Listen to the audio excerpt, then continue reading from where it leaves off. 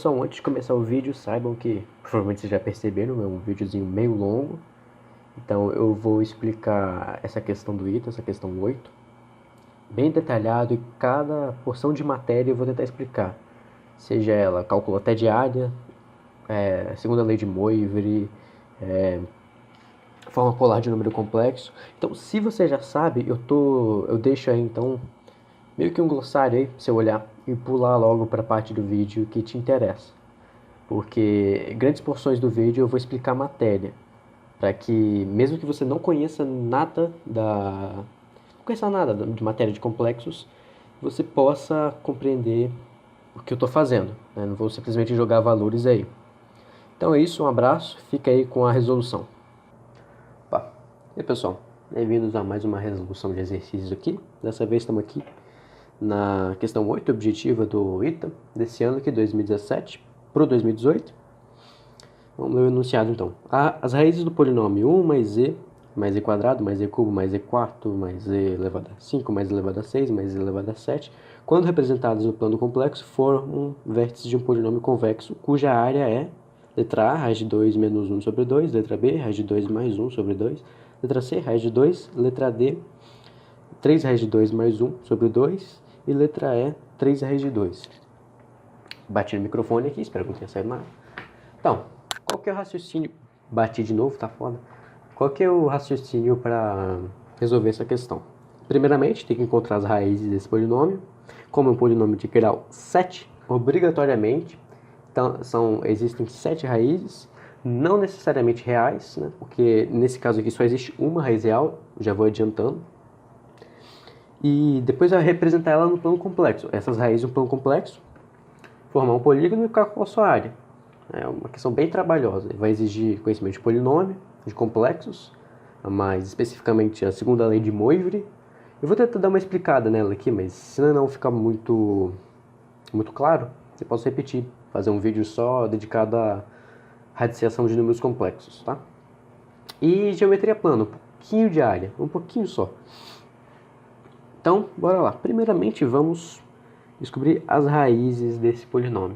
Pessoal, um teorema bem interessante que eu gostaria aqui de compartilhar com vocês antes de começar a resolução é o seguinte: toda equação, todo polinômio cujo grau é ímpar, vai existir pelo menos uma raiz real.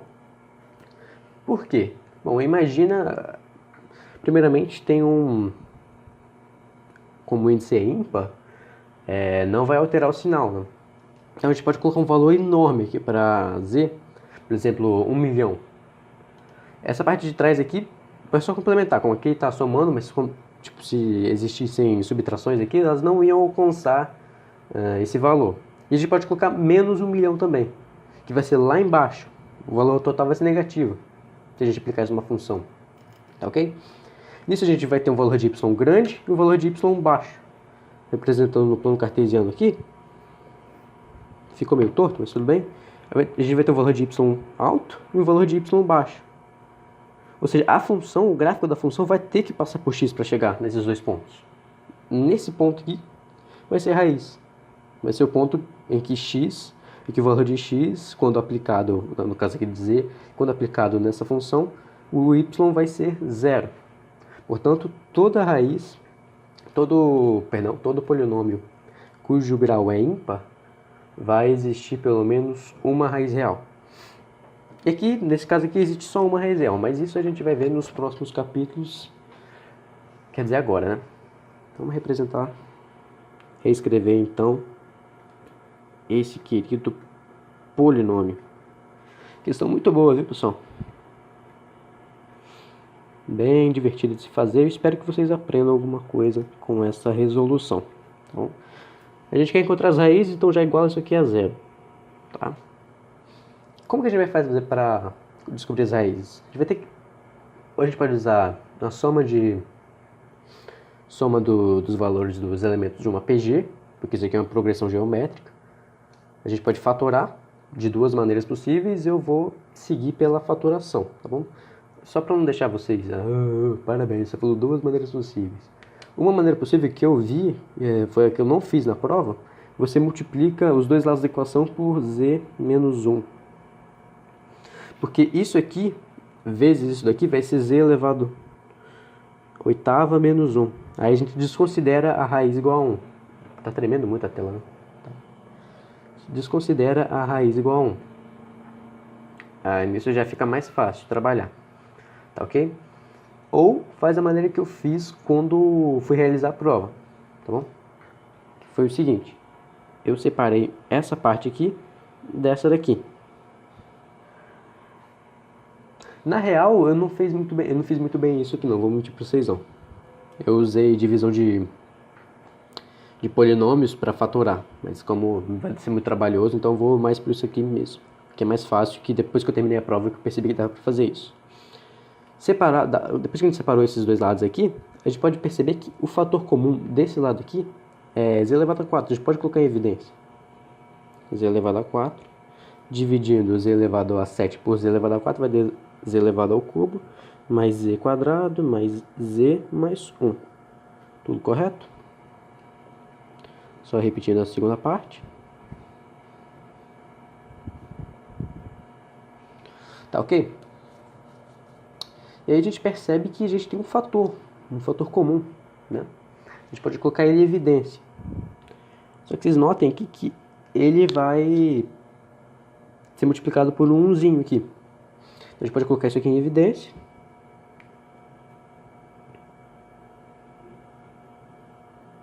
E somar z a 4 mais 1.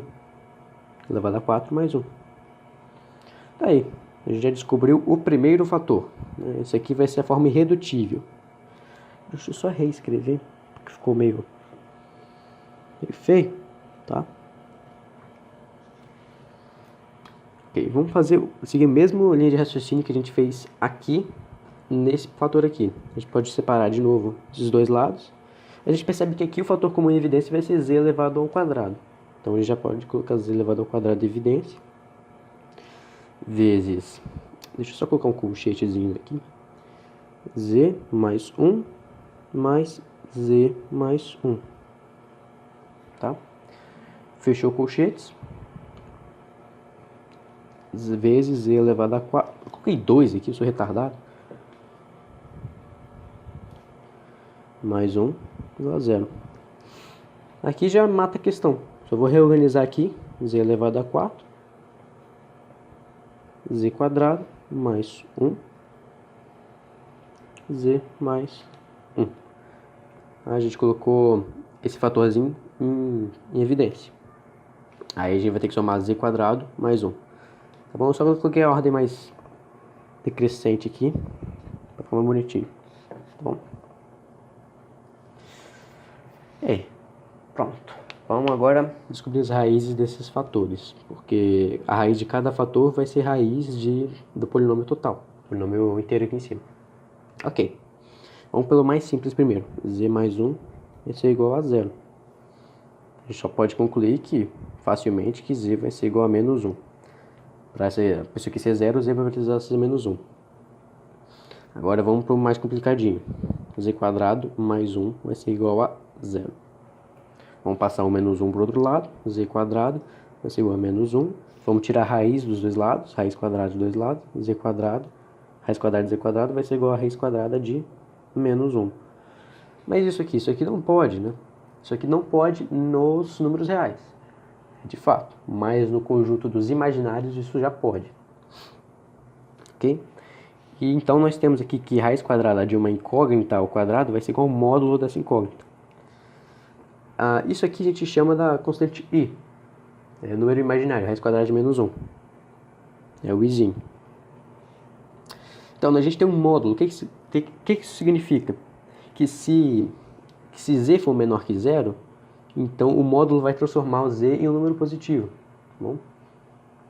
Mas se z for maior que 0, o seu sinal vai permanecer positivo. Então a gente tem aqui que o módulo de z vai ser z vai ser igual ou a menos 1, ou menos i, ou vai ser igual a i, caso z seja negativo, né? Ou caso z seja positivo. Isso aqui é a regrinha de módulo, tá, pessoal? Então, eu vou tentar explicar, tá? Rapidinho. Quem não quiser a explicação, eu vou colocar um tempo na tela aí para você pular. Imagine que a gente tem x² vai ser igual a 9. Um exemplo, né? A gente tira a raiz dos dois lados. Então a gente vai ter módulo de x vai ser igual a 3. Então que x vai ser igual a mais ou menos 3.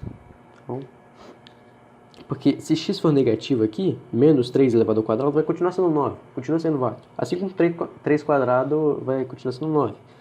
Então o valor negativo, tanto o valor negativo quanto o valor positivo, são válidos para a expressão. Isso caracteriza uma equação modular. Se x for menor que zero, então módulo de x vai ser igual a menos x. E se x for maior que zero, então módulo de x vai ser igual a x. Tá? Só uma explicaçãozinha breve aqui, que módulo demanda um pouquinho de dedicação, né? Eu demorei um pouquinho para aprender, até porque, pelo menos na minha escola, não ensinaram, né? Eu tive que aprender por conta própria. Na verdade, tudo que eu estou fazendo aqui eu estou aprendendo por conta própria. Sou só um aluno. Ele descobriu 3 das 7 raízes. O celular sofreu uma pequena queda, mas voltando ao assunto. Vamos trabalhar com esse último fator aqui. Esse último vai ser o mais complicadinho. Então, primeiramente, vamos passar menos 1 para o outro lado. E agora, o que a gente faz? A gente agora vai ter que usar a segunda lei de Moivre. O que é a segunda lei de Moivre? É a radiciação de números complexos. Tá bom? E ela vai possibilitar a gente encontrar as outras 4 raízes. Para usar a lei de Moivre, a gente vai precisar transformar o número 1, colocar o número 1 na sua forma, menos 1 na sua fórmula trigonométrica, ou a forma polar. Que nada mais é que uma maneira diferente de expressar o número 1, tá? Um número complexo. Tá? Então vamos aqui para trás. Vou tentar expressar o menos 1 na sua forma polar. Primeiro, o que é a forma polar? Vou colocar um número x aleatório aqui. Lembrando que isso é uma identidade, isso funciona, tá? Para qualquer x. A forma polar do número x vai ser igual a o módulo do número x vezes o cosseno do seu argumento mais i seno de seu argumento. Essa aqui é a sua forma polar. Isso aqui é comumente representado por cis, tá? Cis de θ. Mas por simplificação mesmo. Não tem que ficar escrevendo esse troço gigante aqui, acaba enchendo o saco depois de um tempo. Bom, o que é isso? Primeiramente, o que é um argumento de número complexo? Não tem nada a ver com argumentação, tá? Vou nem fazer essa piada merda, não, que ninguém vai achar engraçado. Imagina que nós temos um número complexo a mais bi, com a parte real a e a parte imaginária b. A gente pode representar ele no plano complexo assim. Lembrando que o eixo das abscissas, o eixo x, vai ser atribuído aos números reais e o eixo das ordenadas, do eixo y, vai ser atribuído aos imaginários. Tá? Então, temos o a real aqui e o b imaginário aqui. Aqui nós podemos traçar, descobrir que o ponto em que esse número complexo se encontra vai ser esse daqui. Bom? O que é o argumento do número complexo? Para chegar lá, antes, eu vou explicar o que é um módulo de um número complexo, tá bom? O módulo de número complexo é a distância entre o ponto que ele se encontra no plano cartesiano e a origem. A origem é o ponto zero, aqui, certo?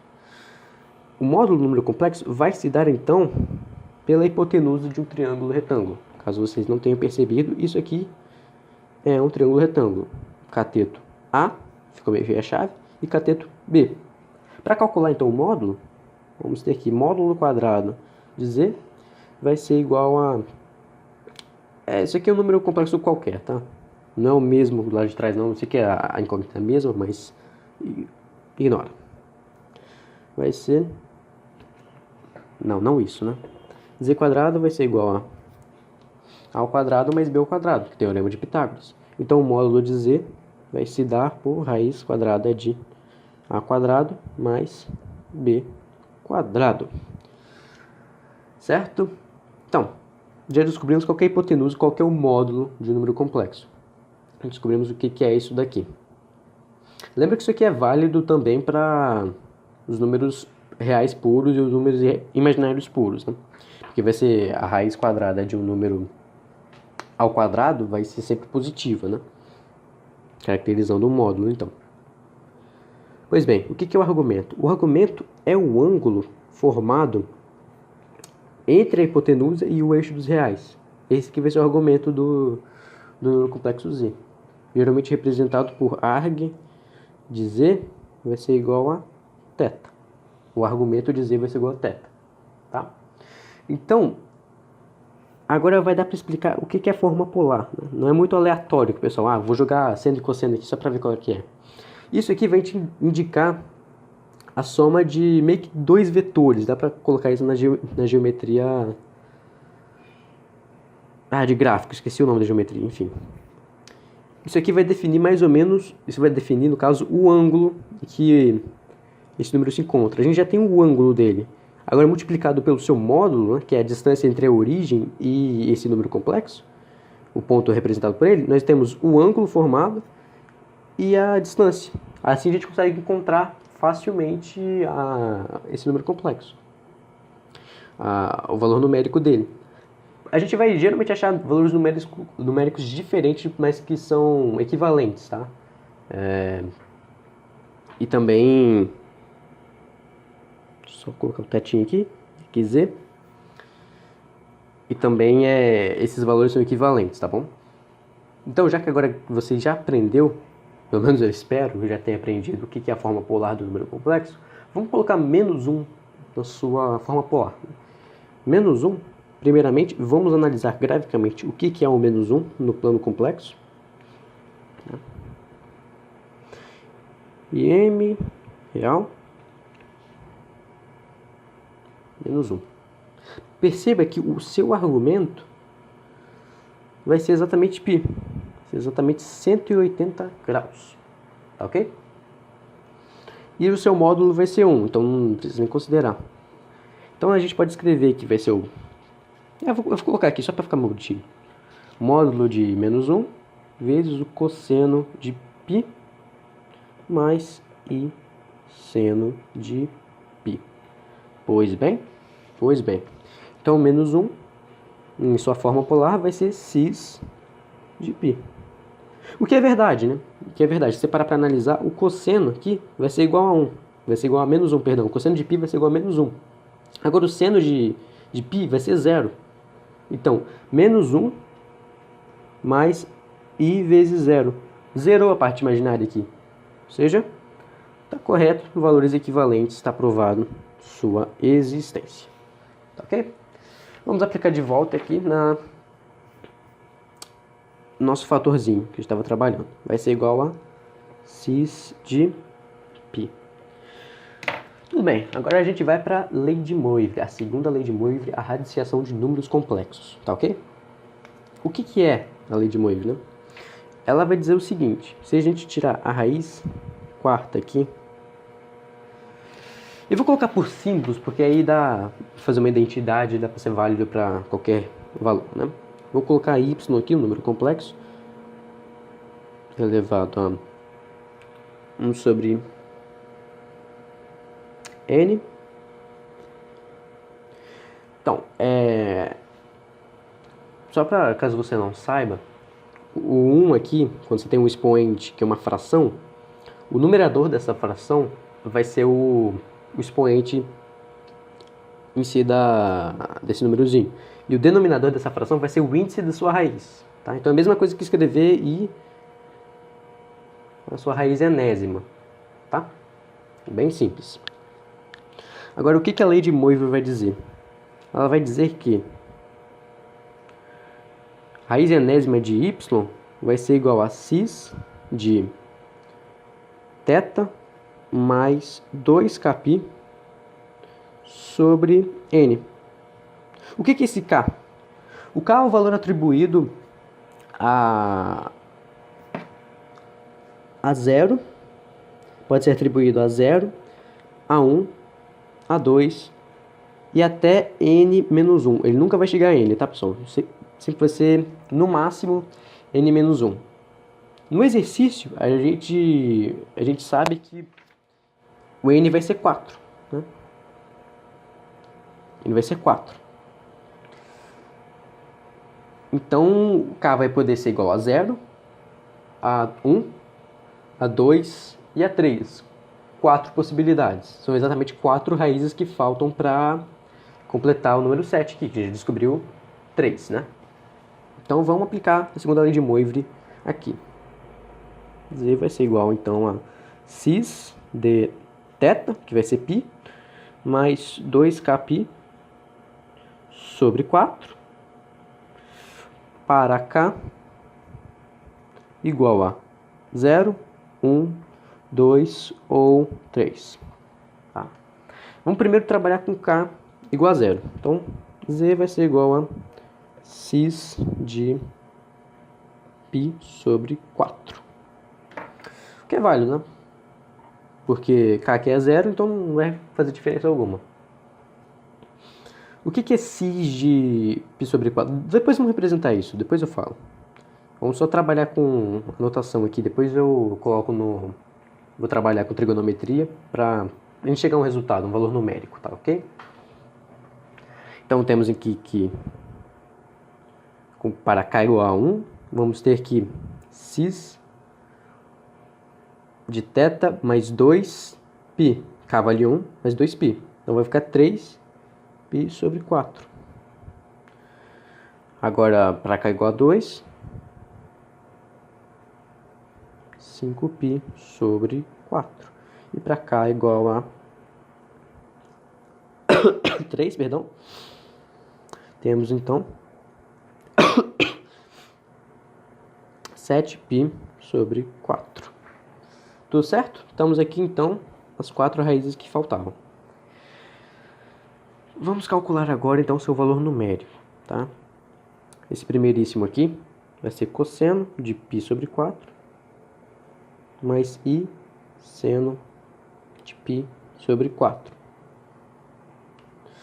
A gente sabe que o cosseno de π sobre 4 vai ser a mesma coisa que π sobre 4 vai ser a mesma coisa que 45 graus, né? Só que isso aqui está em radiano.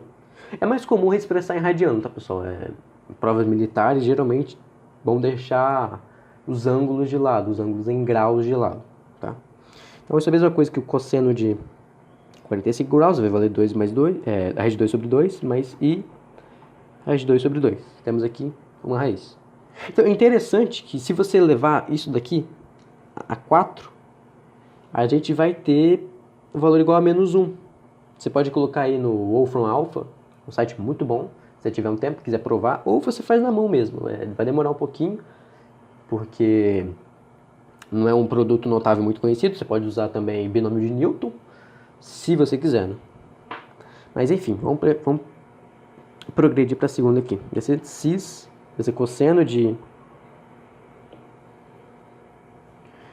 3π sobre 4 mais i seno de 3π sobre 4. Ok?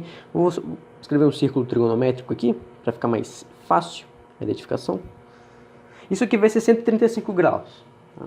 Então temos o eixo dos senos aqui e o eixo dos cossenos aqui. Para lembrar mais, eu aprendi... Não estava aparecendo no vídeo, perdão. Para lembrar mais qual que é o eixo dos senos, qual que é o eixo dos cossenos aqui, lembra que é meio tosco essa porra, mas... Se tiver com sono, está cosseno, entendeu? Cosseno está com sono, está deitado. Está seno, está sem sono, está em pé. É meio ridículo? É, mas funciona. Enfim. Então, nós temos aqui 45 graus, π sobre 4. Temos aqui 135, vou escrever em radiano, porque é mais bonito. Parece que eu sou mais inteligente. 3π sobre 4. A gente percebe que aqui o cosseno é maior que zero. E percebemos aqui também que o seno é maior que zero. Aqui, mesma coisa, o seno é maior que zero, porém o cosseno vai ser menor que zero. Então, o cosseno aqui vai ter que ser menor que zero, vai ser negativo. Mais i raiz de 2 sobre 2. Lembrando que se você reduzir 135 graus, 3π sobre 4, ao primeiro quadrante, vai ser igual a 45 graus, π sobre 4. Ou seja, o valor numérico do seu seno e do seu cosseno vai ser igual. o que muda vai ser o sinal, tá? Então, vamos para a próxima aqui. Esse cosseno de 5π sobre 4 mais i seno de 5π sobre 4. Tá bom? Bom, aqui você vai perceber que tudo vai ser negativo. Tá? Temos aqui o cosseno negativo e o seno negativo. Então, tudo negativo. Coloca aqui. Tudo negativo. Aqui vai ser 7π sobre 4. O cosseno, nesse caso, vai ser positivo. Vai ser positivo, ó, tá vendo? E o seno vai ser negativo, menor que zero. Zero aqui é a origem, tá? Com o mesmo valor numérico de seno e cosseno de 45 graus. Tá ok? Pronto, descobrimos todas as raízes. Só ignora o elevado a 4 aqui que eu estava falando no exemplo. Tá? Descobrimos todas as raízes que são, além dessas, menos 1 e menos i. 7 raízes no total. Agora o que falta é expressar, como diz o problema aqui, é expressar no plano complexo as raízes e formar um polinômio e calcular sua área. Exercício meio longo, mas espero que eu esteja falando de uma maneira muito concisa para que vocês entendam. Tudo bem? Eu vou usar essa parte de baixo da folha aqui. Escrever o círculo trigonométrico, para ficar mais fácil para expressar essas raízes. Tá? Tá feio? Tá. Vamos lá. Primeiramente a gente tem i aqui. Isso aqui é imaginário, isso aqui são os reais. Tá? Aqui a gente vai ter menos i. Bom, aqui a gente vai ter menos 1. Aqui a gente vai ter... Só marcar todos os pontos logo. Vocês perceberam que a 1 não é raiz, né? Então não precisa expressar aqui. Por mais que dê vontade de riscar essa bolinha aqui para completar, não, ok? Tem que colocar raiz de 2 sobre 2, mais i raiz de 2 sobre 2. Aqui o cosseno é negativo, raiz de 2 sobre 2, mais i raiz de 2 sobre 2. Aqui os dois são negativos, raiz de 2 sobre 2 menos i raiz de 2 sobre 2. Aqui o seno é negativo, raiz de 2 sobre 2 menos i raiz de 2 sobre 2. Temos então um polígono, vamos traçar ele aqui, traçar a mão mesmo, tá? Não ficou muito parnasiano, mas eu espero que a compreensão seja alcançada, né? Tudo bem, um polígono aqui meio feio, é convexo, isso aqui não é regular não, mas enfim, vamos começar a trabalhar. Lembra que eu falei do argumento do ângulo complexo? Isso aqui vai ser 45 graus, assim como isso daqui.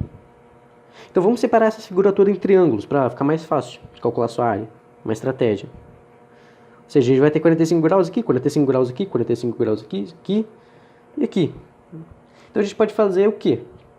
A partir do valor desse ângulo, a gente pode calcular, a gente tem uma fórmula para calcular a área do triângulo. A área do triângulo vai ser igual a A vezes B vezes o seno de alfa sobre 2. Tá? O alfa vai ser o ângulo formado entre os dois lados, A e B, que nesse caso valem 1, porque o módulo desse número complexo vai ser 1, sempre igual a 1. Então, 1 ao quadrado, 1 vezes 1, não faz diferença, multiplicar por 1 nem dividir por 1. Então a gente vai ter que... A gente vai ter 1... Vamos deixar esse triângulo aqui separado, porque isso aqui vale 90 graus, né? Vamos calcular a área disso aqui mais fácil. Cateto vezes cateto sobre 2, lado vezes altura sobre 2, exatamente. Então vai dar 1 vezes 1 sobre 2, que vai ser igual a menos 1 sobre 2, perdão. Então a gente tem a área disso aqui. E vai ter que somar a área de 6 triângulos, que a gente vai calcular a área dessa maneira aqui. Então vai ser 1, 2, 3, 4, 5, 6, né? A área total vai ser igual a 1 ao quadrado, né? 1 ao quadrado, 6 vezes 1 ao quadrado, vezes o seno de π sobre 4, sobre 2. Dá para simplificar aqui, fica 3. Mais 1 meio. Então, isso aqui vai ser igual a 3 vezes seno de 45 graus, vai ser raiz de 2 sobre 2, mais 1/2. Soma total, então, para calcular, finalizar o exercício, mais 1. Então, aqui, resolvido o exercício, né? Vamos voltar agora para o enunciado. A gente descobriu que a área vai ser igual a 3 raiz de 2 mais 1 sobre 2, exatamente igual à letra D. Tá resolvido o exercício, tá certo, tá gabaritado. Vamos passar no colégio militar, pessoal. Espero que tenha sido útil esse vídeo. Qualquer dúvida pode deixar aqui no campo dos comentários, estou à disposição. Estou de férias, né? Sou um vagabundo agora, não tem nada para fazer. Mas, no geral é isso. Espero que tenha sido claro, conciso, ajudado você e que em 2018 você vire um militar. 2019, né? 2018 você faça uma excelente prova, seja para Enem, seja para concurso militar. Um grande abraço, até mais.